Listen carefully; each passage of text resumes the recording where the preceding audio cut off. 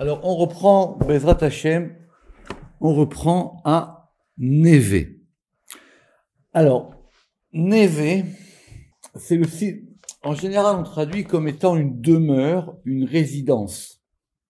Mais, il y a d'autres mots, évidemment, en hébreu, pour indiquer une demeure, une résidence. Lui, il traduit, c'est ça. Alors, il traduit comme étant la demeure, voire la demeure sainte, demeurer, rester dans sa demeure. Mais ça, c'est le verbe nava. Mais sur le terme de névé, en général, c'est expliqué plutôt par rapport à la résidence divine. D'accord.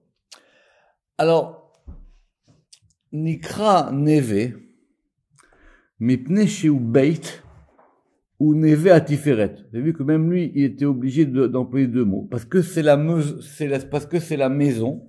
et c'est la demeure où va demeurer Tiferet.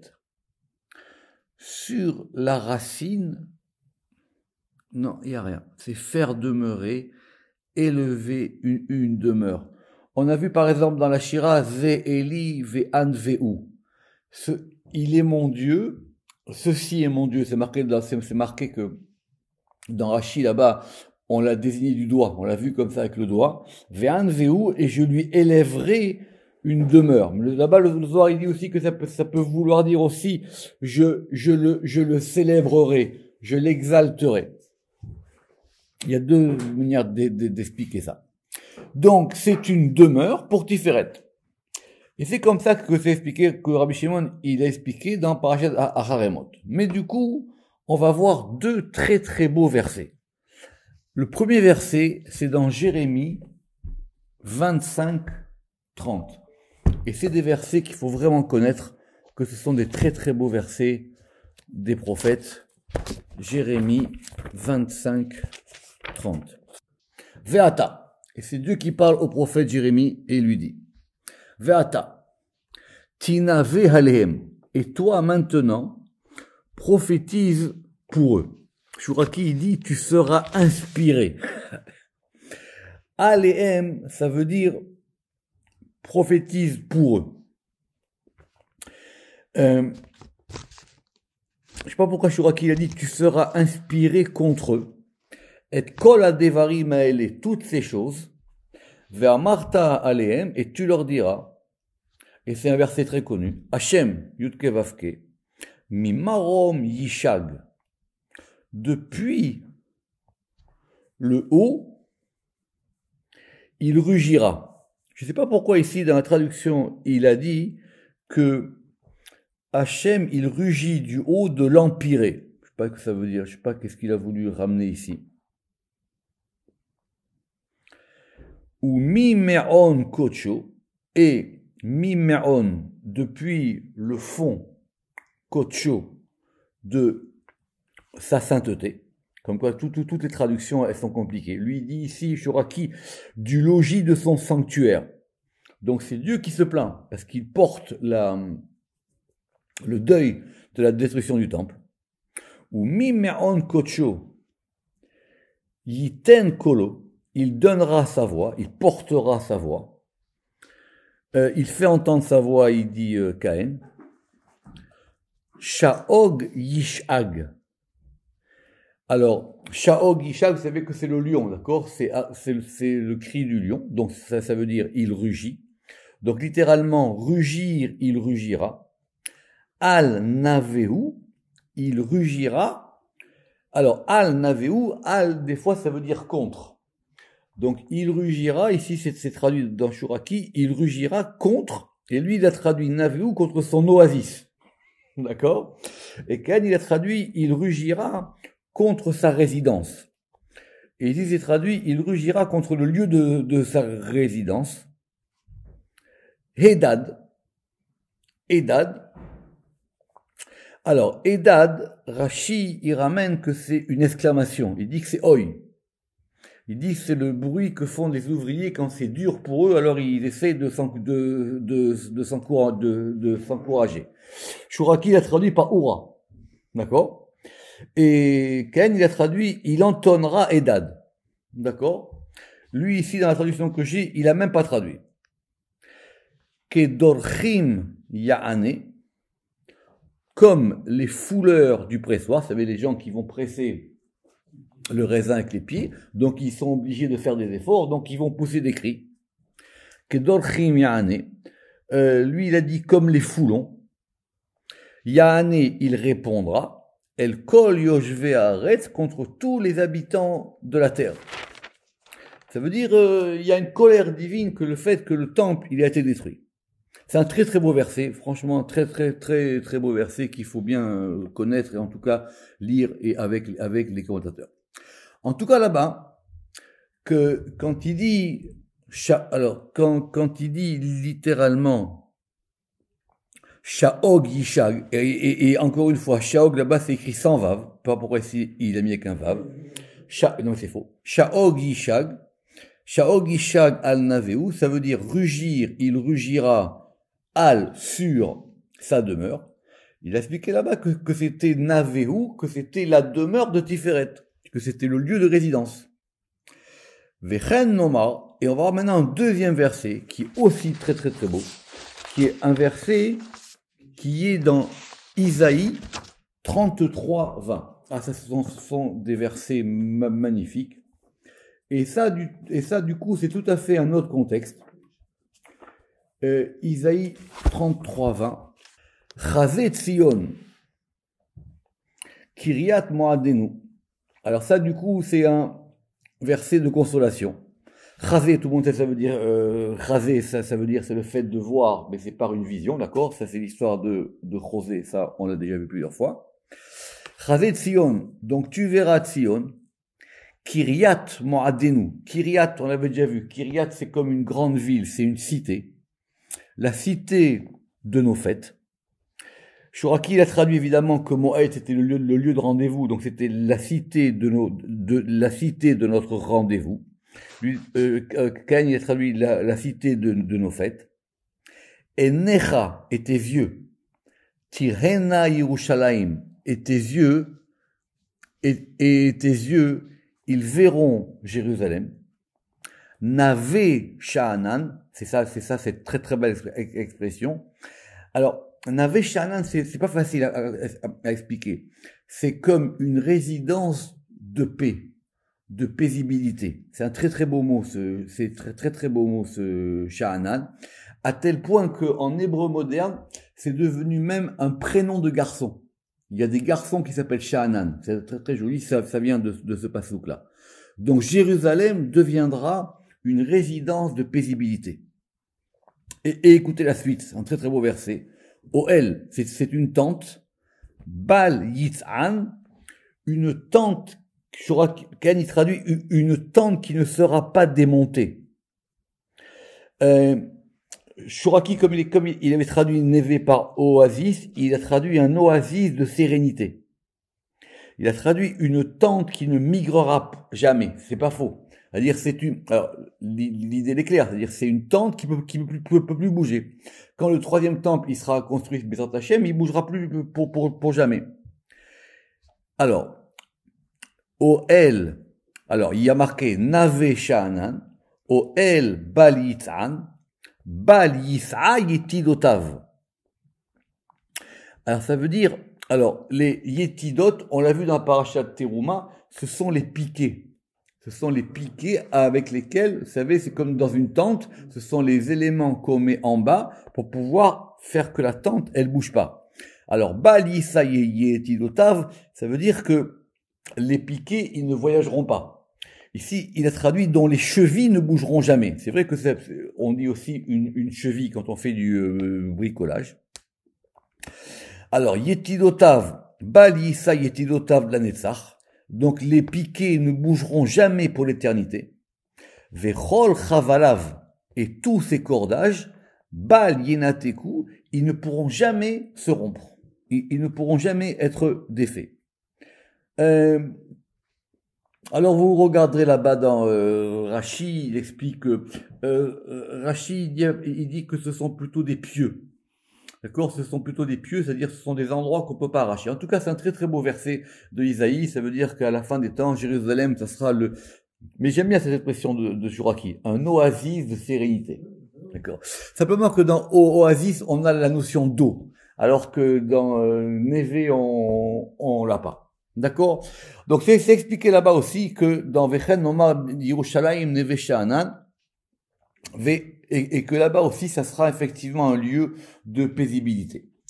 Et alors Rama qui va donner un chidouche ici. Charles Omar, et il dit peut-être que pour expliquer ce mot de navé, on peut expliquer comme ça. Qui ot nun, ve ot e. Donc vous avez vu que navé ça s'écrit nun, vav e. Que la lettre nun et la lettre e, elles indiquent la malchoute. Alors oui, quand on fera, si Dieu veut, les lettres, on verra que les lettres, on peut pas aussi facilement que ça les indiquer par rapport à des séphirotes. Mais en tout cas, le nun, c'est clair, on sait que le nun, c'est le nun shiarim, le e, évidemment, c'est le e du tétragramme. Donc le nun et le e, ils indiquent la malchoute, et la lettre vav, qui au milieu, c'est tiferet. Donc c'est tiferet qui réside entre le nun et le e. Très très beau. Ve'ot vav betiferet, à Yoshev Toch, et qui va donc résider à l'intérieur de cette résidence. Donc c'est le lieu d'établissement du Vav. Très très beau terme ce navet. Alors, Nozlim. Nozlim, ça c'est plus facile. En hébreu, une nézila, c'est une fuite d'eau. C'est-à-dire c'est de l'eau qui coule, mais c'est de l'eau qui s'écoule, littéralement. D'accord? Simplement on a inversé. Dans Shirachirim, il y a marqué là-bas, Nozlim min Levanon, des choses qui vont couler depuis le Liban. Alors, c'est expliqué dans le Zohar, à propos de ce verset-là, dans le Cantique des Cantiques en 4 Tetet Vav, Venozlim min Levanon, qui a Hamesh Séphirot, que les 5 Séphirot, c'est-à-dire Gvura, Od, Netzach et Chesed, en fin de compte, c'est dans le désordre, c'est-à-dire Chesed, Gvura, Netzach, Od, Gouf ou Brit Rashbin Anchad, et comme on avait dit que Tiferet et Yesod, ça forme 1, donc ça fait les 5. Donc je répète, Chesed, Gvura, Netzach, Od, Yesod et Tiferet, ça fait 5. Ou Beyot et Lou Ahamesh, lorsque ces 5 séphirotes-là, Mekabelot, elles vont recevoir des 3 supérieurs, Mekabelot, Migimel Rishonot, et qui s'appellent toutes Levanon. Alors pourquoi est-ce que cette notion de Levanon, on l'a fait évidemment, parce qu'on est à la lettre Noun, on l'a fait avant. Levanon, c'est la blancheur. C'est vrai que dans Shirachirim, en général, Levanon, c'est le Liban, mais ça représente en général les 3 premières sphirotes. Ce qu'il dit ici. Pourquoi? Qui Kulam Beshem Levanon, ou Mashpi'im Lemata, et lorsque maintenant les 3 premières sphirotes d'en haut, elles vont maintenant influer vers le bas, et que les 5 sphirotes d'en bas, elles reçoivent cet influx des gares, ce qu'on appelle les gares, les Gimel Rishonot, c'est-à-dire, Em Nozlim Amaim, elles font couler les eaux azachim, les eaux pures, à Mushpaim Mimala, qui sont influées d'en haut, et les 5, elles font quoi? Les 5, elles vont la donner à la Malchut. Donc c'est vraiment cette eau-là qui coule et qui indique maintenant que tout est en connexion et tout est irrigué vers la Malchut. C'est ça, cette notion de Nozlim. Alors, Noam. Alors, Noam, c'est un terme très important. Pourquoi c'est un terme très important? Parce qu'on a un verset assez énigmatique qu'on dit souvent, et on va expliquer ça maintenant un petit peu, qu'on dit dans le samedi soir. On dit le samedi soir, c'est vrai que le samedi soir, on fait la prière d'Arvit, mais simplement après la prière d'Arvit, comme on sort de Shabbat, on fait Arvit normal, mais on va rajouter un passage avec une Kedusha. Une Kedusha, pourquoi? Parce qu'effectivement, il faut étendre la sainteté de Shabbat pour qu'elle rentre dans le Chol. Et on a un verset très compliqué, j'avais fait une époque, etc., les gens avaient du mal à comprendre, qui dit comme ça, Ve'i, Noam. Alors, là-bas, c'est le Shem Adni. C'est pas le Shem Yudke Vavke. Hashem Elohenu Alenu, ou Maase Yadenu Konena Alenu, ou Maase Yadenu Koneneu. Verset très très compliqué. En gros, et que soit le Noam. Alors Noam, en hébreu moderne, quelque chose qui est naïm, c'est quelque chose qui est agréable. C'est quelque chose qui est doux. D'accord? Donc c'est pas, c'est une douceur. Ça serait presque une félicité. D'accord? Alors, Ve'i Noam Hashem Elohenu, que la félicité de Hashem Elohenu, elle soit sur nous. Ou Maase Yadenu, et que les actions de nos mains, konena alenu, elle soit affermie sur nous, ou maaseh yadenu, et que les actions de nos mains, koneneu, elles s'affermissent vers en haut. Donc c'est un verset très très compliqué. En gros, le Rizal il explique que quand Shabbat termine, c'est dans ce verset-là qu'on va faire descendre toute la bracha de Shabbat dans les 6 jours de la semaine. C'est par ce pasouk-là, quand il regarde ce verset, il va voir que sa semaine, comment elle va être. Dans ce pasouk-là. Parce qu'on fait descendre ce degré de Noam, qu'on va expliquer maintenant. Et ce degré de Noam maintenant, on veut le faire descendre dans Arvit, avant l'Avdallah. On le fait descendre dans les 6 jours de la semaine. Donc en gros, on veut, c'est ça que ça veut dire, ou ma'aseyadenu konena alenu, c'est-à-dire que les actions de nos mains, c'est-à-dire ce qu'on va faire pendant la semaine, ça soit maintenant affermi, konen, vous vous rappelez que ça veut dire konen, c'est le fait d'affermir, le fait de mettre les choses en place, ça soit sur nous, ou ma'aseyadenu, et que les actions de nos mains, koneneu, elles soient aussi affermies vers l'en haut. Autrement dit, c'est un mouvement qui descend et qui remonte. On prend la bracha de Shabbat, la kedusha, on la fait descendre dans la semaine, et comme la semaine, elle va aller sur un Shabbat, effectivement, on va la faire remonter dans le Shabbat d'après. Le Rizal dit que c'est dans ce pasouk-là qu'on a toute la bracha de la semaine après le Shabbat. Alors, et on s'est expliqué dans le Zohar longuement, Noam Hashem. Alors c'est quoi ce Noam Hashem? Nikra, c'est quoi? C'est un influx, un ishpa les malchut, qui est influé vers un malchut. Évidemment, c'est un influx qui descend. Mais il provient de Keter. Mais à Keter. Et il passe par où? Derer à Chochma. Et de Chochma, il passe à Bina. Et de Bina à la Malchut. Derer Madrigot Asulam, selon les barreaux de l'échelle. En fin de compte, c'est quelque chose de descendant, mais ça descend graduellement. Parce que ça va descendre sur le principe des 6 jours de la semaine.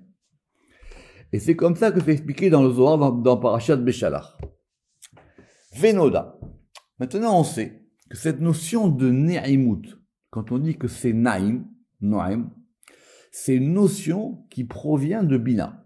Évidemment, dans le Zohar, on fera la distinction là-bas, la différence qu'il y a entre Oneg et Noam, sont 2 degrés différents. Mais la notion de Noam, c'est la Bina. Ve'im kolze, maintenant, bien que ce soit attribué à Bina, c'est quelque chose qui vient de plus haut. Ou bam, il est mal. Et c'est quoi de plus haut? Rotzelomar, mais à Keter. Ça vient de Keter. Simplement, c'est une fois que ça arrive dans la Bina. Ou babina, nikna l'oshem Noam. C'est une fois que ça arrive dans la Bina que ça s'appelle Noam. Donc c'est un influx qui provient de Keter. Il descend dans Chochma. Et quand il arrive dans Bina, il s'appelle Noam. Parce que là, maintenant, on peut lui donner ce nom-là. Ou mi Bina. Et depuis la Bina, Nishpa Aneimut, donc cette chose agréable, cette félicité, elle va descendre vers la Malchut, comme on a expliqué. Et dans le Zohar, là-bas, dans Parashat Toldot, il y a une autre explication. J'ai expliqué là-bas qui Noam Hashem, ou Shufra de Yaakov. C'est la beauté de Yaakov. C'est-à-dire quoi que c'est la beauté de Yaakov? On savait que tout ce que Yaakov, il avait une beauté particulière, que c'était aussi la beauté de Yosef, et que cette beauté de Yaakov, il ressemblait à Adam Arishon. Bref, il y a toute une histoire sur le fait que Yaakov, il avait une beauté particulière. Ou Pirouche à Shefa Elion, c'est expliqué là-bas qu'il s'agit de l'influx supérieur, à Nishpa à la Tiferet, qui descend sur Tiferet. Oui, parce que la beauté de Yaakov, sa beauté, d'où est-ce qu'il apprend? Il apprend de plus haut. Ve'efshar, et il est donc possible, chez ou Shefa Atzmo, que c'est cet influx lui-même, Anishpa Gamken, c'est cet influx lui-même qui s'appelle comme ça, et qui va descendre sur la Malchut. Ve'akol mitoch Bina. Et tout ça, à l'intérieur de la Bina, par le Keter. À Mashpia Ba, qui va influer en elle, comme on a expliqué. Donc c'est très important cette histoire de Noam, surtout ce pasouk. Ça veut dire qu'on fait descendre un influx de Keter, il descend dans Chochma, il descend dans Bina, et maintenant selon la graduation, comme il a dit, les Madrigot Asulam, c'est-à-dire les barreaux, les degrés de l'échelle, il va descendre jusque dans la Malchut. Et c'est expliqué ainsi dans Parashat Miketz que Noam, ou Shefa Cherut Bina, c'est l'influx de la liberté de Bina. Évidemment, tout le monde sait que la Bina, elle est liée à Khérout, d'accord? Vous vous rappelez de ça, que la Bina, c'est ça les 50 portes de Bina, c'est ça les 50 portes de la délivrance et de la liberté. Revoir Khérout, on l'a déjà fait. À Meir, et donc c'est quand la Bina, elle va éclairer ce degré de liberté, et même de libération, et qui va éclairer les Chol à Séphirot, dans toutes les Séphirot, Venishpa la Malchut, et qui va être influencé dans la Malchut par les Avot, c'est-à-dire par les patriarches qui sont Abraham, Yitzhak et Yaakov, Chesed, Gvura et Tiferet. Très important cette notion de Noam. Alors, tant qu'on est dans les grands versets, on va faire un verset dans Parashat Kitissa. Vous savez que dans Parashat Kitissa, c'est la paracha du veau d'or, et Moshe, il va essayer d'intercéder, et pour intercéder, il va faire venir ce qu'on appelle les fameux 13 attributs, et on a donc un verset très important en 34, 7, que c'est qu'un verset qu'on répète souvent, parce que c'est par là qu'on veut faire descendre ces attributs de miséricorde sur nous. Donc, 34, 7. Alors, ce verset, évidemment, tout le monde le connaît, mais il faut le faire 200 fois. Notser chesed la alafim. Nose avon va fesha. Vechata'a venake lo yenake. Poked avon avot al banim, ve'al bene banim, al shilishim, ve'al ribaim. D'accord? Donc c'est le verset qui vient après le Vayavor. Quand on coupe les noms quand on sait découper les termes, on a 13, ce sont les 13 attributs de miséricorde qui correspondent aux 13 points de la barbe, c'est expliqué dans la Hydra Rabbah. C'est maintenant, nous, ce qui nous intéresse, c'est le début. Notser chesed la alafim. C'est quoi cette notion de notser? Alors, notser, normalement, ça veut dire le fait de garder, de veiller avec soin, de protéger, de préserver. Alors, notser chesed la alafim, ça veut dire que, alors Moïse, je répète, il y a eu la faute du veau d'or, et il va invoquer ces 13 attributs de rachamim, de miséricorde. Et alors, lui, il a traduit ici, il conserve de la bonté à des milliers. Notser chesed la alafim. Shuraki, il a traduit, alors, très très bien. Shuraki, il a dit, il est détenteur du chérissement. Parce qu'il a traduit chesed par chérissement. Nous, c'est chesed, c'est la générosité, c'est facile. Et Khan, il a traduit, il conserve sa faveur, la alafim à des milliers. Et Khan, il a traduit d'après le Midrash, il va conserver sa faveur à la 1000e génération. Quand quelqu'un il fait du chesed, c'est-à-dire de ce verset qu'on apprendra aussi les Gilgulim. C'est-à-dire quand quelqu'un il fait du bien, donc il peut revenir en Gilgul jusqu'à 1000 fois. D'accord? Notre chesed la alafim. Et on verra après la suite, Nose avon. Nose avon, ça veut dire il porte, il supporte avon. Alors avon, c'est l'un des termes pour décrire la faute. Ici, il a traduit par le crime. Khan, il a traduit il supporte le crime. Et Shuraki, il a traduit il est porteur du tort. Ça veut dire Dieu, il prend les choses et il les porte, il les supporte. Rashi, très important, il dit qu'il y a une différence entre avon et pécha. Que avon, ce sont des fautes qui sont commises de façon délibérée, alors que pécha, que moi je traduis en général par péché, ce sont des fautes d'insoumission que l'homme va accomplir pour vraiment énerver. D'accord? C'est des choses, comme il a dit, pour exciter sa colère, comme c'est expliqué là-bas dans l'Agmara. Donc c'est de là qu'on voit que avon et pécha sont deux mots différents. Donc, on fait la suite du verset, mais j'espère que vous la connaissez. Notre chesed la lafim, donc il va conserver ce chesed pour des milliers. Ça veut dire quoi? Des milliers peut-être de générations, ou des milliers de personnes, en tout cas, d'après le pshat. Il y a marqué là alafim. D'accord? Rashi, il dit là-bas que comme il y a marqué alafim au pluriel, c'est à des milliers, Rashi dit que c'est 2000. Alafim, c'est un pluriel, et il dit que donc c'est jusqu'à 2000 générations. Nos Se'avon va pécha, donc il va supporter, lui a traduit le crime et la rébellion. Shuraki traduit, il est porteur du tort et de la carence. Et parce qu'on a Avon va pécha, vechata et la faute. Donc le tort, la carence et la faute, et Khan il a traduit le crime, la rébellion et la faute, et lui a traduit le péché. Venake, lo yenake. Alors, nake, littéralement en hébreu, c'est le fait de nettoyer, le nikayon. Ici, c'est marqué, et absoudre, il n'absoudra pas. Poked avon, avot albanim. Il va, poked, il va, alors, poked ici, il a traduit, il poursuit, avon. Donc, on a encore une fois avon. Donc, il poursuit le crime des pères sur les enfants. Shuraki, il a traduit, innocenté, innocenté, il n'innocente pas, mais il va sanctionner le tort des pères sur les fils, et Avel Bnemanim et sur les petits-enfants, Al Shilishim sur les troisièmes, Ve'al Riv'im et sur les quatrièmes. Quand il a traduit jusqu'à la troisième et à la quatrième descendance.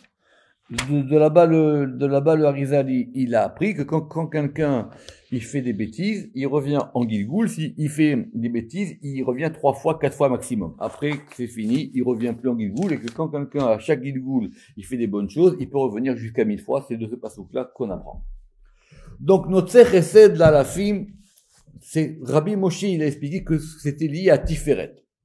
Reprenons. Notre il va conserver, notre le chesed, on sait ce que c'est, là, la film pour des milliers. Rabbi Moshe, il explique que c'était dans Tiferet, il dit, nous, on n'a aucune preuve de ce que ça veut dire, et d'ailleurs, même lui, et même lui, il n'a donné aucune raison pour cela. Simplement, certains ont expliqué que c'était la bina. C'est la bina nikra notse chesed. Pourquoi? Parce que c'est la bina mitaam chez notse chesed, parce que c'est elle qui va conserver le chesed mishmita chez Avra les shmita zo, de shmita en shmita. On sait que la shmita c'est la 7e année. Donc comme la bina tous les 7 ans, elle va redonner la liberté, et donc elle va conserver ce chesed de septena en septena. Zomizo, l'achret, l'echel satamid, et c'est comme ça qu'elle le fait ainsi. Ilouen devarav ve'enomit yashev, et donc voilà les paroles, donc c'est toujours pareil, le Rama qui dit j'ai vu ça, mais il dit ça me convient pas. Donc Béhémet, on n'a pas d'explication, on a juste des questions, cette notion de notre c'est de la fin. Nora, tout le monde sait ce que ça veut dire Nora, Nora c'est facile, Nora c'est redoutable, c'est puissant. D'accord? La preuve, c'est qu'on appelle les Yamim Noraim, les fameux jours redoutables qui sont entre Rosh Hashanah et Kippour. Nora. Alors, Nora, c'est Tiferet. Pourquoi? Vechen iskimu akol. Et c'est pour ça que et tout le monde est d'accord avec ça. Veyesh ichrar midashon atikunim. Et c'est d'ailleurs, on a une preuve dans les Tikkunim que ça s'appelle ainsi du côté de Gvura. Rappelez-vous que dans la Ha'amida, Ael, Agadol, Agibor, Ve'an Nora. D'accord, dans la Ha'amida, Ael, Agadol le grand, Agibor, Gibor c'est la Gevura, Ve'an Nora. C'est pour ça que c'est Tiferet. Ael, Agadol, Gadol c'est Chesed, Gibor, Gevura, et Nora c'est Tiferet. Parce qu'il y a un côté dans Tiferet qui est quelque chose, c'est plus que redoutable, c'est quelque chose d'impressionnant, on va dire. Mais ça provient de la Gvura. Ou Mashmaout alashon. Simplement, évidemment, tout le monde a compris que dans Nora, on avait Yira. Donc c'est quelque chose qui inspire la crainte. Ou Mashmaout alashon Mora. Crainte. Et ça indique ainsi. Parce qu'on a expliqué que ça provenait de la shon Yira. D'accord? Nora, en fin de compte, c'est l'adjectif qui provient de la ira. Donc, quelque chose qui inspire la crainte, c'est quelque chose c'est pour ça qu'on dit que c'est redoutable. D'accord? Ve'en ira et la misala pachad, et ira, c'est l'ia pachad. On verra la différence qu'il y a entre la ira et la pachad, parce que vraiment, si ira, c'est la crainte, comme dans la tikkunim, pachad, vraiment, ça, pachad, c'est la peur. D'accord? Ce sont 2 degrés complètement différents. Revenons à notre verset avec la suite, puisqu'on est toujours dans les Noun, Noséavon. Alors, Noséavon, qu'est-ce qu'on a dit, nous? On a dit que Noséavon, c'était le fait que Dieu, il était capable de supporter les fautes. Littéralement, c'est le fait de porter. D'accord?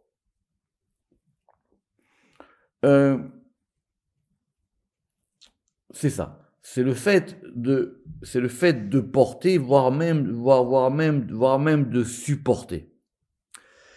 Alors, Rabbi Moshe, il explique que c'était lié à Tiferet, mais encore une fois, il n'a pas donné d'explication. Velo Natan Botam. Yesh Mishipiresh Bagvura. Et certains ont dit que c'était lié à la Gvura. Et dans le Zohar, Mouchrach Sheu Bayesod. Et du Zohar, comme quand le Ramak toujours, il va trancher d'après le Zohar, il dit c'est évident là-bas que c'est lié à Yesod. Pourquoi? Ve'atam. Pourquoi? Parce que on a deux termes, on a nosé avon. Cette notion de avon, elle va faire des dommages, elle est pogemet ad Yesod. Ve'lachen tzarich liot nasui misham, et c'est pour ça qu'elle doit être portée de là-bas. C'est-à-dire, c'est quelque chose qui descend jusqu'à Yesod, et donc du coup, nous on veut le relever, ou on demande à Dieu de le lever, de le supporter. En fin de compte, de l'enlever. Donc, nos cerveaux. Alors, Noach. Alors, Noach, vous vous rappelez qu'on l'a vu, ça évidemment, Baruch Hashem, dans la Torah. Rappelez-vous l'histoire de son père. Son père, il voulait l'appeler Menachem, mais entre-temps, il est roi HaKodesh. C'est un grand Zohar dans le Chok d'Israël. Mais Noach, en fin de compte, c'est le fait de se reposer, c'est le fait encore une fois, de la quiétude. D'accord? Nar, c'est le fait de la quiétude, c'est le fait de se reposer, de la tranquillité. Qui c'est qui s'appelle Noach? C'est le Yesod. C'est lui qui apporte la paisibilité. Et la raison en est qui Noach ou Merkava Elav. Et donc quand on a appelé Noach de ce nom-là, vous vous rappelez l'histoire que le père s'est expliqué là-bas à Shirsam chez Baret dans le Zohar, que le père, sa langue, elle a fourché. Il voulait l'appeler Menachem à cause de la charrue, je vais pas revenir là-dessus, d'accord? Et donc il a changé le nom et il a appelé Noach. Et c'est pour ça que Noach, il est devenu lui, la Merkava, il est devenu lui-même le chariot, le véhicule de cette notion. Et c'est pour ça qu'il est rentré dans l'arche. Tout ça, on l'a vu dans Noir, et c'est pour ça qu'il est rentré dans l'arche. Parce que l'arche, c'est quoi? Parce qu'effectivement, il s'est uni avec l'arche. Yichud Shalem, dans une unification parfaite. Et c'est pour ça qu'il y a marqué Ish Tzadik Tamim, que c'était un homme tzadik, juste, donc tzadik c'est juste, Tamim qui était parfait. Qu'est-ce qu'on ramène là-bas? Pirshur Azal chez Nolad Maoul, que Noé, il était né circoncis. D'accord? Il n'y a pas beaucoup de gens dans la Torah qui sont nés circoncis, c'est marqué à propos de Moshe, quand on a vu qu'il était Kitov, et Noach aussi, il est né circoncis, donc il est lié à ce degré de Yesod. Évidemment, Vinikra Noach Melachon Menucha, mais Menucha, c'est le repos. Pourquoi? Parce que par ce degré de Noach, qui est Aliado, Nimsa a Malchut Menucha, la Malchut, elle va retrouver un repos. Comme on a expliqué dans Sharat Sinorot, au chapitre 4, on va voir là-bas. Veod, et de plus, qui Aliado, que c'est par ce degré de Noach, Yarad a Shefa, que le Shefa, il va descendre. D'accord? La preuve, comment on traduit en araméen le fait de descendre, Vayered, Nahat. D'accord? Ketargum, Vayered, Venahat. D'accord? C'est en araméen, comme ceux qui font le soir en araméen, Nahat, c'est le fait de descendre. La preuve, c'est qu'en hébreu moderne, ça a donné quoi la Nechita? En hébreu moderne, l'atterrissage. Un avion, il est Nochet. C'est un terme d'araméen, c'est quand un avion, il descend. Venimsa les filles à Piroshim, donc il se trouve que d'après tous ces commentaires, qui nikrachen, que Noach ça s'appelle ainsi, bioto mitiached ima malchut, parce qu'il va maintenant s'unir avec la malchut, c'est pour ça que Noach il rentre dans la teva. C'est quand Noach il rentre dans la teva, c'est vraiment un yichud, c'est-à-dire ils sont faits l'un pour l'autre. À tel point que je me rappelle qu'on a vu dans un soir une fois, hein, que même s'il n'y a pas eu le déluge, Noé il avait besoin de l'arche. C'est pas simplement qu'il prend un bateau pour se protéger. C'est que les deux, ils sont faits l'un pour l'autre. Et Effectivement, comment est-ce que ça va s'unir? Besod, Besod, Besod à Tiferet, par Tiferet, évidemment, parce qu'il faut un Tiferet intermédiaire. Ve'az ha'olam bimnucha. Et à ce moment-là, le monde, il va se retrouver, alors en Bemenucha, en repos, Ve'nehama, et en consolation. Et c'est pour ça que le verset, il a dit que quand son père, il a appelé, il a dit que celui-là, il s'appellera Noach, les morts, Zeyinahamenu, celui-là, il nous consolera. Donc le père, il s'est pas trompé. Simplement, il savait pas exactement ce qu'il disait, il avait une prophétie. Le Zohar, il dit que chaque fois qu'on nomme des enfants, on cherche des prénoms, mais c'est un ange qui vient vous dire le prénom qu'on doit choisir. Alors, ne pas confondre Noach, et on va terminer avec ça, avec Nichoach. Alors, nichoach, c'est pas facile. Évidemment, c'est une expression qui est faite à propos des sacrifices. Isheriach nichoach lachem. C'est expliqué qu'un sacrifice, c'est un feu, réach, dont l'odeur, nichoach, on l'avait d'ailleurs à propos de Noach, réach, nichoach, alors on traduit comme étant une odeur apaisante pour Hachem. Et Rabbi Shimon bar Yochai, il a expliqué que nichoach nikra shefa, c'est donc un influx. À Yored Mechorma, qui descend de Chorma vers Chesed, et de Chesed, ça va descendre vers la Gevura. Pourquoi? Pour pouvoir éteindre le feu. Quand on fait un sacrifice, on fait un feu, on brûle quelque chose. Mais nous, ce qu'on veut, c'est ce côté d'apaisement de la chose qui va sortir du sacrifice. Donc je reprends, que c'est un shefa, un influx, qui descend de Chorma vers Chesed, et de Chesed, c'est attiré vers la Gvura. Les chavot à Esh, pour pouvoir éteindre le feu. Ashuni Adolek, donc ce feu-là qui brûle, qui est en train de se consumer. Et c'est pour ça qu'on a dit, Vezeu Gamken Reach Nechoach, et donc c'est ça qu'on appelle une odeur apaisante. Et ça, on le verra, si Dieu veut, quand on arrivera à cette notion de Reach.